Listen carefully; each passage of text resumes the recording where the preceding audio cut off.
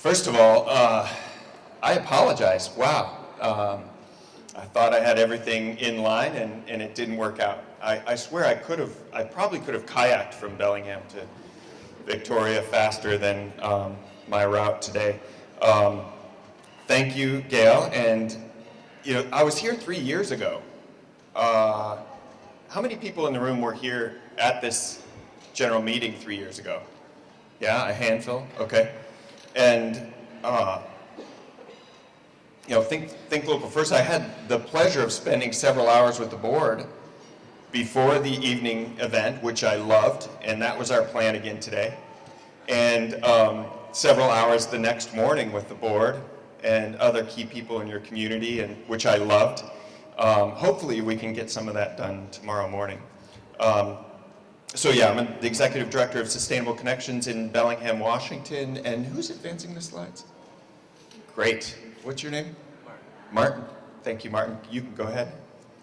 So some of the things I'm going to cover today is, Sustainable Connections has a pretty unique approach to community development, economic development. I'm going to talk a little bit about that. TBL stands for triple bottom line, pretty common term for a lot of you. But those are the kind of benefits we're looking for in our work. And certainly it relates to Victoria and Think Local First Victoria. I'm still so impressed with the study done about economic development in BC in 2013, so I want to touch on some key figures from that, just in case you're not familiar with it. And I want to talk about the power of organizing local business, because big dreams come true. I've had almost 15 years experience in Bellingham, living what we can accomplish if locally owned businesses are working well together. So I want to talk about that. And, reflecting in our third or fourth year, we were about the same place as Think Local First Victoria. So who knows where you might be in 11 more years. But I'm going to touch on a few of those things. And then, of course, the effectiveness of the Think Local First campaign. It's a kind of campaign that it is now starting to get recognition from Federal Reserve Bank, Yale, several leading institutions, and so I want to talk about the effectiveness of them. Next slide, Martin, please. Just quickly, this is our mission. Since we're running behind, I don't want to spend a lot of time on this, but this is stuff you can relate to, right? We want prosperous businesses.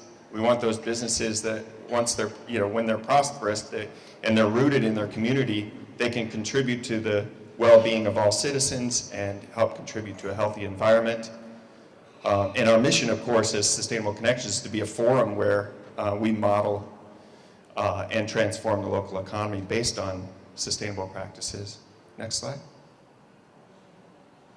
Our dear past President Abraham Lincoln has this quote that really addresses this. I like to see a person proud of the place that they live, and a person live so that the place will be proud of him. And really what we talk about a lot in Sustainable Connections, and I think this comes across in the messaging that I've seen with Think Local First Victoria as well, is that support local businesses and help them be great stewards of their community, and in turn ask the community to be supportive of those local businesses. Next slide, Mark. So give you a little context of our organization. It's 14 years old. We serve about 2,000 businesses a year, 15 staff, 1.2 million in budget, very active local business board and advisory councils.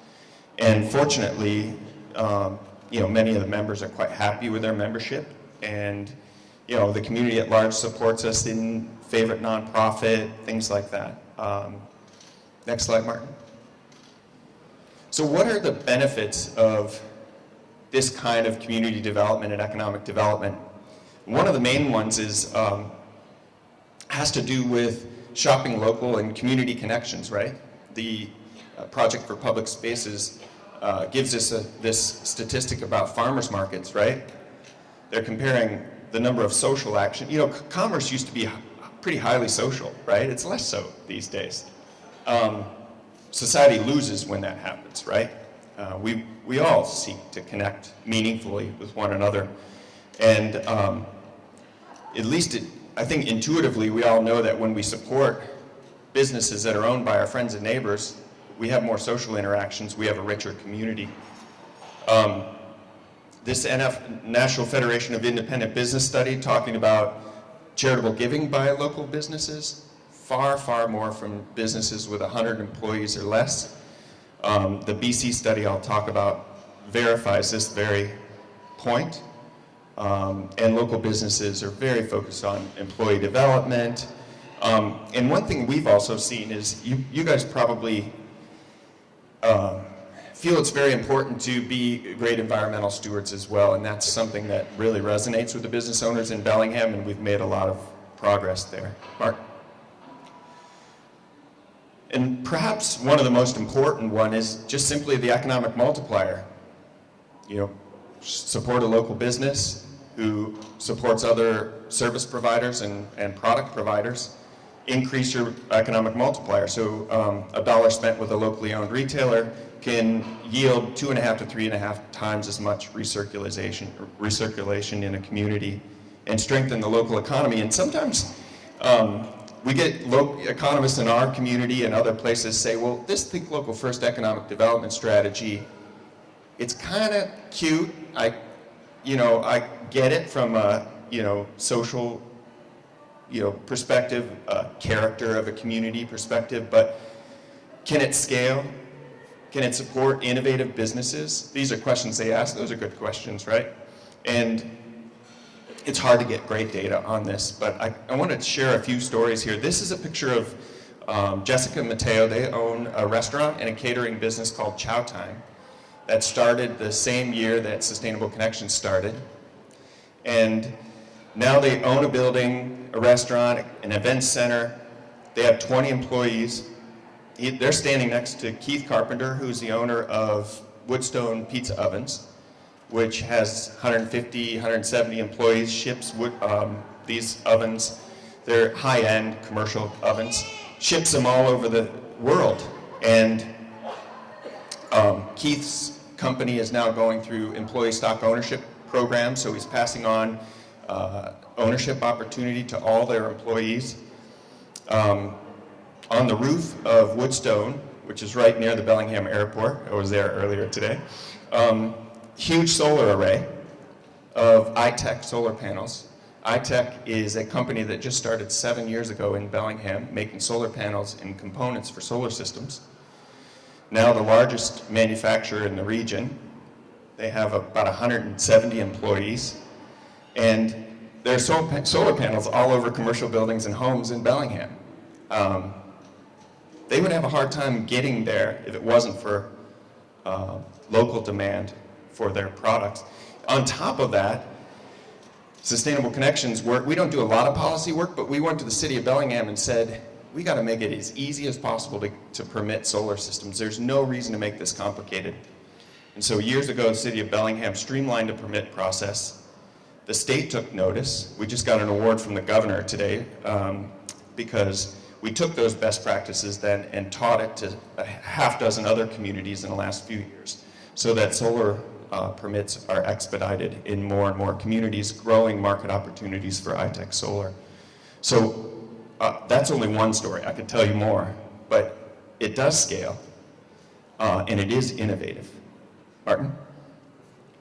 You guys could probably tell me a few stories about Victoria area businesses too that, without the local support, they wouldn't have been able to refine their business model, they wouldn't have been able to fuel their future growth, and then they can become export businesses. They can generate a lot of jobs and quality jobs, and they can generate companies that share ownership in the company for the long run so that we get equity in wage growth and so on.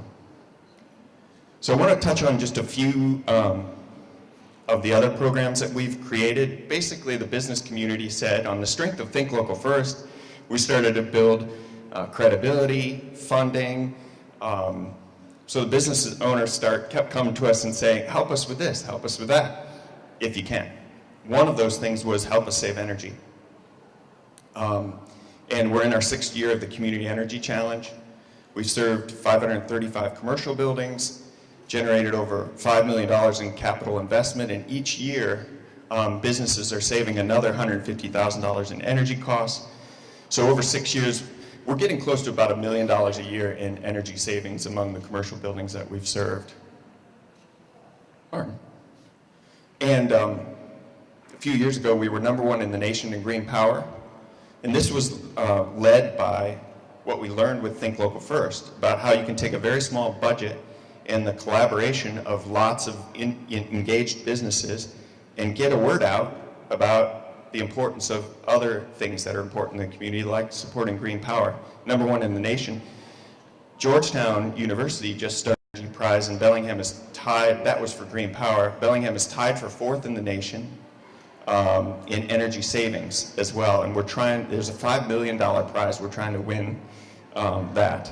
So I just want to give you a sense of like momentum and amazing things that can happen when the business community is engaged. Martin.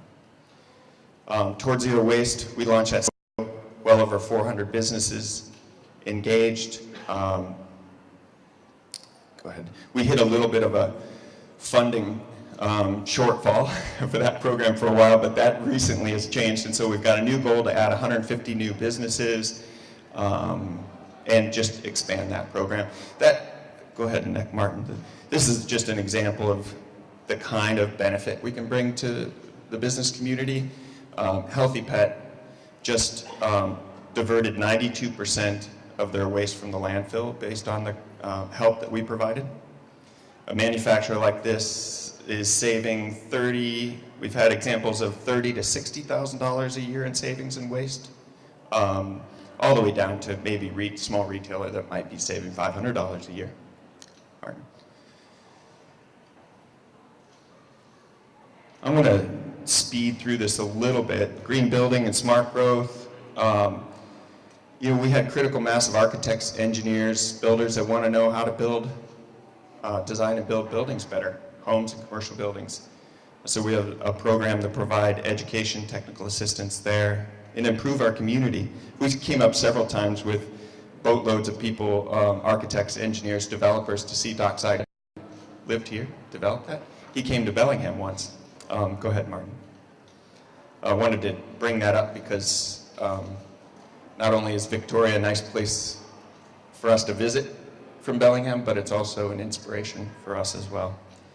I caught enough of Gail's comments to notice her call for more and more collaboration, and that's the central key to success for us. This is an example of builders and architects saying, we want to work together to improve each other's projects. We're not going to look at each other as competitors. We do on some level, but in the end, we all want a better community. And so the Green Building Nerds programs, they get together twice a quarter, and there are 2 working tables, and they're looking at real projects, and competitors are helping them design and build better projects. And again, with the support of the local business community, we launched Kapow to create more livable places or more exciting places in some dead spots in downtown Bellingham. I think every city has some, you know, but need a little bit more attention. And so we created Kapow to encourage our creative people in our community to come up with ideas, low budget ideas that we can implement, right, that bring life to places. Martin. One of the winners last year is the Commercial Street Night Market. That brings hundreds and hundreds of people downtown. The Ishka and Brandywine had their 3 best sales nights ever on the nights of the Commercial Night Market. Great economic development story, great downtown livelihood story, liveliness story. Martin. And we have conferences and so on to help train architects and engineers. So let's get back to Think Local First, but I did want to give you a flavor of how you can start with Think Local First, and you can build on that. Businesses can connect more and more and more with the underlying values of a community and get more and more and more support from them. And I want to point out one of my favorite sources. I don't know if you guys go to the Institute for Local Self-Reliance much. But they do a newsletter. I strongly recommend. They're brilliant researchers, and every year we partner with them to do nationwide surveys of local independent businesses to see how they're doing in terms of sales growth and other questions as well. But for the last 5 years, businesses and communities that have Think Local First or Buy Local campaigns have had, on average, about 2 times more sales growth than those that don't. So these campaigns are essential for success for local businesses. 54% nationwide think that it improves customer loyalty, and 2/3 believe it leads to more collaboration and mutual support among businesses. So do check out ilsr.org. How many people know about this study that was done in 2013? BC? No? It was funded by the Loco Network in Vancouver and done by Civic Economics. How are we doing on time, by the way? You're just fine. Great. So what the study found, and they studied the whole province, locally owned businesses recirculate more dollars in the community and profits in the community. They create more local employment. They more often buy other local products and services. They donate more to local charities. It's a great study. I really recommend it. You could just go to locobc.com and download the survey. Next slide, Martin. But here's where the news isn't so great. Local businesses have less than half market share nationwide. It's been dropping every year since 2008. And things aren't trending in the right direction in BC overall. Only 34.7% market share. Quebec might have something going that's worth looking at. I don't know if they have specific economic development strategies to support local independent business. Does anyone know? That might be worth looking at. Yeah, there might be some good tips there. But the next slide is interesting in the sense that Civic Economics said, well, what if, I was doing an interview for the Times columnist, and the reporter said, well, how do you get people's attention to shift all their purchases? And I said, well, and we talked, and I'll talk about some of these ideas, but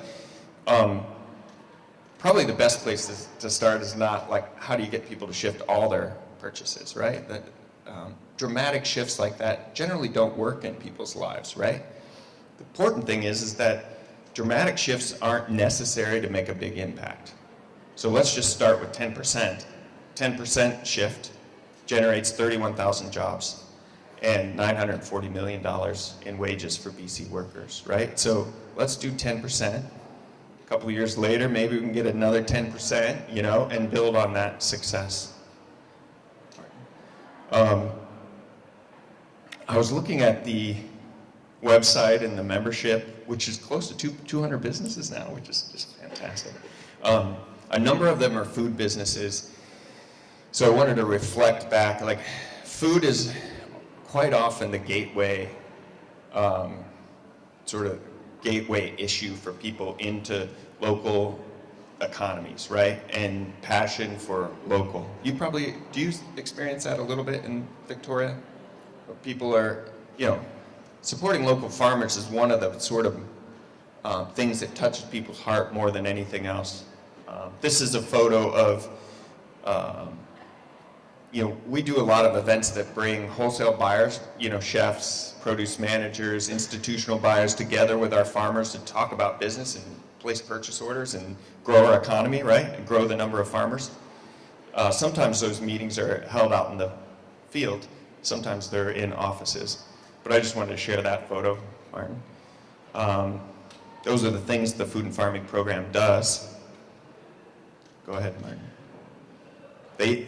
The chefs are so into it now that they're getting together and doing fundraising events to fund the food and farming program.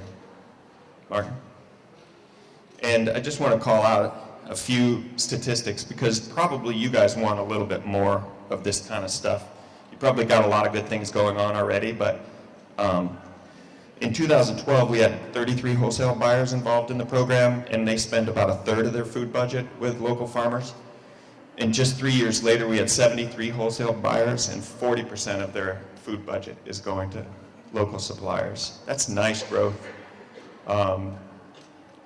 You know, we probably have about 70 or 80 new farmers running new businesses and employing people and helping their family meet their income needs. And we had just 10 years ago when we were just getting started with the food and farming program. Martin? More great photos of our farmers. Go ahead. And you know, the buyers, or I mean the producers are optimistic. They're based on demand in the marketplace, they're growing more, they're investing more, and they're selling more. Right. So this is like, I think Local First was our first significant program, and it worked. Our last household study, 400 households, that's the magic number for our community, which has 200,000 people. You know, it's a statistically significant number. Probably not so different than the greater Victoria area. Yeah.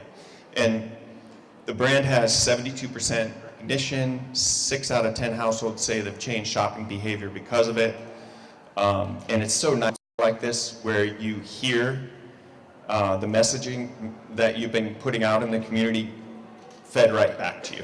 You know you've done it. It's working. Right. And so these are some of the things that we do as an organization to help, you know, maintain that brand recognition, maintain that shopping behavior change.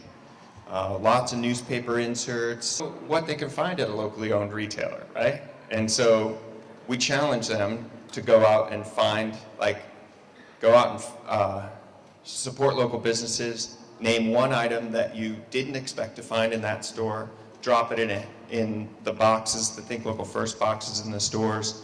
We'll compile all that, we'll draw winners, things like creative ideas like that that sort of dispel myths about local retail. Many of the posters, things like many things you're doing already. Martin, and this is Think Local First Rewards program. Now it's our chance to watch you guys and learn. We looked at this program a couple of years ago, didn't quite feel like we were ready to try it. Provided an introduction. Many of you maybe have met Katrina. How many know Katrina from Portland? Yeah, yeah. We're envious because one thing we know about creating a lot of behavior change in our community is that people will commit themselves to something, some kind of change. Maybe it's an environmental change or a shopping behavior change. You know, they get the case. They like to be reminded every so often, right? They need to be reminded every so often of what they're committed to. But then to give them a tool that measures their performance against their intention is a fantastic thing. And so a program like Think Local First Rewards is that feedback loop for people. I'm the kind of person that likes to support local retailers, right? Local businesses. And you have your marketing materials around everywhere, and so that they're reminded. Maybe you get an app on their phone so they get regular reminders. Maybe they have a card in their wallet, they get more reminders, and then they get reports every month. Oh, this is how much shopping I did with a local retailer. 7,500, I talked to Katrina, 7,500 participants and growing. This is your second year, end of your second year with it, something like that. So that's a strong, that holds so much potential, and we're excited to continue to watch it. The other reason we looked at this program is because If we do promotional programs as an organization and we're not in the process helping local retailers figure out how to be better marketers, then we're not doing our whole job. And we feel like the dashboard and the help that they have creating hookups between local businesses and things like that are fantastic marketing tools that help local retailers become better marketers. You know, you get to try something and then get the actual numbers on how it worked, right? It's a beautiful thing. Next. So ILSR turned me on to, just recently, are there any government officials here tonight? You don't have to, I don't mean to single anyone out, but you're mostly business owners, business professionals? Yeah? You probably have friends that are elected. Again, I said earlier with solar, we don't do a lot of policy work, but when we feel like we've worked really hard to get the market to change in a certain way, and we bump up against policy issues, then we tend to work on it. And I talked about the civic economics, and they've done studies in all over the United States and BC. But now we're starting to see Federal Reserve Bank and Yale University coming up with the same findings as civic economics. These aren't lightweights. Basically, they're saying that communities with a high density of locally owned businesses, they generate more jobs, they generate higher wages, and they're more resilient when communities hit a bad patch. What else do we want from an economy? I'm convinced that we're going to continue to see more and more of the numbers, because for me, I need these things to speak to both sides of my brain, right? I mean, I need the numbers and I need the feeling of it, and I feel extra satisfaction when we get the number side confirmed over and over again. Martin? So, this is my last slide. Thank you. So sorry I was late again. And I wanted to ask you to consider the case I've made tonight and Gail made to bring more of yourself to Think Local First Victoria, engage more. One of the points that I forgot to make with Think Local First in our community is that every year the city of Bellingham gives us a contract for like $30,000 to support Think Local First. The business community comes in with about $40,000 worth of sponsorship, so we get $60,000 to $70,000. Some little bit of ad revenue, maybe it's a total of $80,000 budget a year for Think Local First. And then we get almost 10 times the power of that campaign, because so many of our members are great marketers themselves. So they integrate the logo into their own advertising, they integrate the messaging into their own marketing, and we get the kind of brand recognition and shopping behavior change that we need. So lots of leverage.